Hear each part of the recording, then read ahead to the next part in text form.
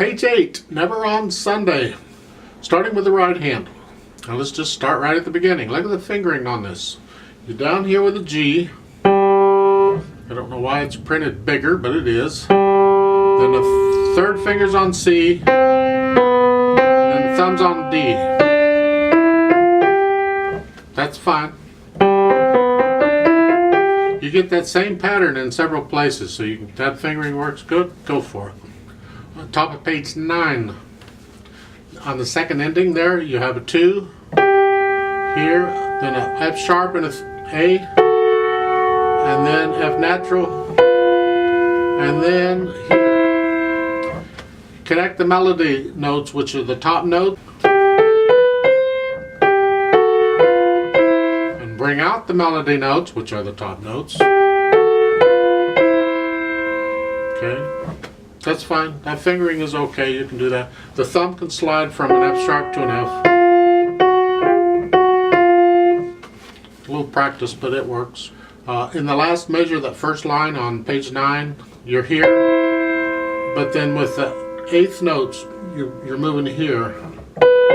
You don't have to move the hand up here, because you're here, and you can reach that very nicely without moving the hand. So just lift the notes up and put your third finger on it. You don't have to do any quick motions there.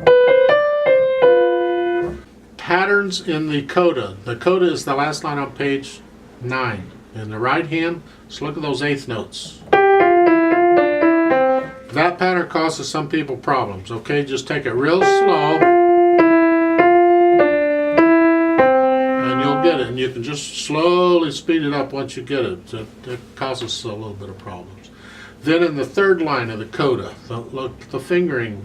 So you want the third finger on the A, right? 1, 2, 1, 3. Give you a couple other fingerings you can try and experiment with. Is rather than 1, 2, do a 3, 2 and a 1.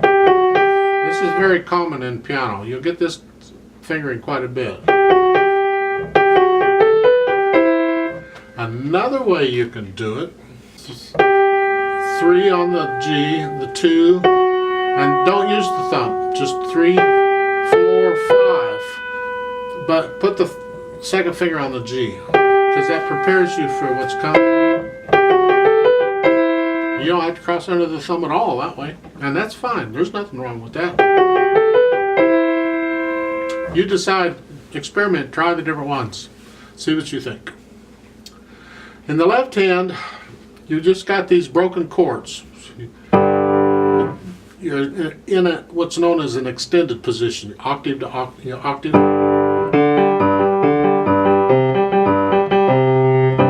Okay. Really, it's a C chord and a 5 chord, but it's different. It's a different arrangement. Talk a little bit about stuff going on. At the beginning, under the left hand, they put a note in there, staccato. Saves money and time, I guess, because they don't want to put a dot on every note. But what they're telling you is, because there's no pedal in this at all, right? What they're telling you is in the left hand, throughout the whole piece, you're going to play it staccato.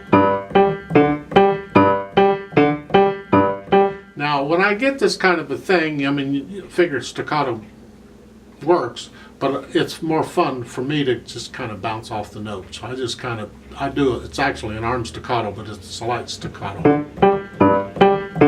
It's just kind of fun. When you get to the 8th notes, that's page 8, the last line, second measure, you have those 8th notes in the left hand. You kind of have to use wrist staccato on those because arm doesn't do fast, okay? Just for the thumb. You get a lot of those 8th note things over on page 9, but you'll work it out. I'm sure you will. I got faith in you. At the bottom of page 9, very last measure, the last 2 notes played, that's beats 2 and 3, are 8 VA in the right hand. So you're here for beat 1, and then for beat 2, you got to go up here, and the left hand's got to go down here. Now that's a trick because now you're moving both hands at the same time in opposite directions and you can't screw up the beat. It's got to be in time. So you're here. What do? How do you get both hands to move accurately like that? You rehearse it. That's why. We're here. Now what I do is I'm going to move one hand first and I'm going to look. I'm just going to glance at where that hand has to go. It only takes just a fraction of a second to see where you got to go. And then I'm immediately going to look to see where the other hand got to go, and I'm going to move it. And I'm going to do all of that within the space of one beat, okay? Because it's staccato. I have the rest of the beat to move it. So it's here. I'm going to look down here and see where the left hand's got to go first. And once I see it, I don't have to watch the hand move. I just need to see where the hand's going to go, and I can get it there. Now, I glance at it. Try that yourself. Just put your hand in this position. Glance down at where you want it to go, the G, and then look up and then move your hand. So it's here. And see if that doesn't work for you. Then once I've glanced down and see where the left hand's going to go, I'm going to glance up to see where the right hand's got to go. I'm here, and I got to go to here. Okay, so once I glance up here, then I move the hand up there before I need to play it. It's just a fraction of a second before, so. And it's boom, boom. I'm looking at one place, then the other, and the hands they're not moving at exactly the same time. They're just a little bit different, but it gives me time to see both. Might take a little practice, but you can get to the point where you're glancing at it real quick and you've got it in your mental memory and you can see it in your head, so you can go ahead and move there without physically looking at it again. It's really amazing how well it works sometimes. At the bottom of page 8, there is a first ending. At the top of page 9, there's a second ending. So we're going to play most of page 8 twice, okay, because there's a reverse repeat sign there. Then on page 9, you see another reverse repeat sign at the top. Keep that in mind. Then on the third line down, you got first and second endings again. So we're going to play page 9, most of it, twice. Again, first and second endings, okay? Then at the bottom of the second ending, at the end of it, there's a DS, L, sign, then coda. Isn't that wonderful? Well, the DS means go back to the sign. DC means go back to the beginning, right? DS, go back to the sign. The sign is over on page 8. It's the second measure. It's that squiggly thing. All right, that's the sign. We're going to go back to there. And we're going to play page 8 a third time. Oh, isn't that fun? Then we're going to go to the circle with the crosshairs in it, which is at the bottom of page 8, right in front of the first ending. And then at that point, we're going to jump across to page 9, the coda, the last line, which has the same sign. And we're going to play that. Now, here's a kicker. Take a look on page 9 in the second ending, the third line down there. Last two measures. You're here. And then that last measure, you see those eighth notes? You're up here. Because when you go back to the sign on page 8, there's a note. Third time right hand 8 VA. Well, when you do this, this is the third time you played it, and that G is an octave higher. It's up here. But you're leading into that from the second ending there. Okay? So it all works out. You're just staying there. Then when you've played page 8 again, an octave higher, and you get to the coda, it says loco, L-O-C-O, which means locally, or as they say, as written. So we're not up here anymore. Now you come back down here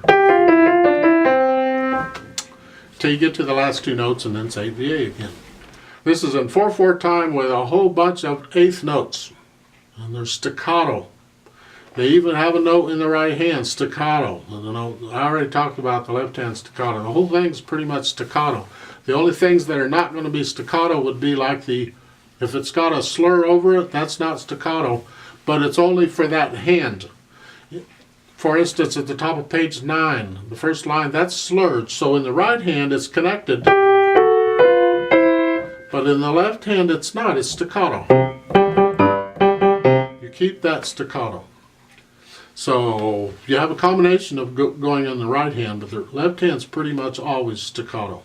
Now also the whole notes are not staccato, whether they have a phrase or not. So it's like the first measure on page 8, first measure, second line, the right hand. That's not staccato. You hold that whole note out the full 4 counts. But the quarter notes and the eighth notes are staccato. Having said all that junk, and I know you remember all that junk, so we're ready to try this out. So hopefully you've learned to play it well enough to play it with me, slowly. One hand at a time is fine if you have to. Let's try it out. Right hand is starting here. Left hand here. Okay, no pedal. 4 counts plus a half a beat, all right? 1, 2, 3, and 4, and 1.